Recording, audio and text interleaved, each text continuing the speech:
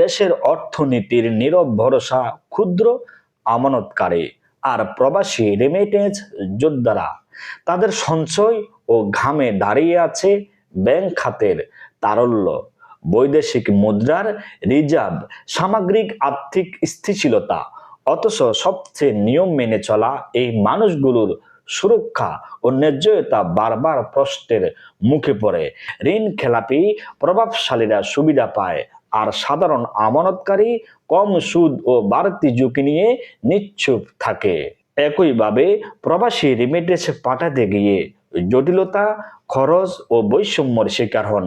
এই অবহেলা শুধু আর্থিক নয়, নৈতিক ব্যর্থতাও।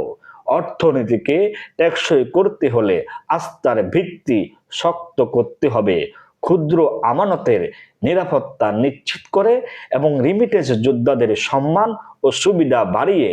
কারণ যারা সবচেয়ে বেশি দেয়, সুরক্ষার প্রথম অধিকারটাই তাদেরই হোক।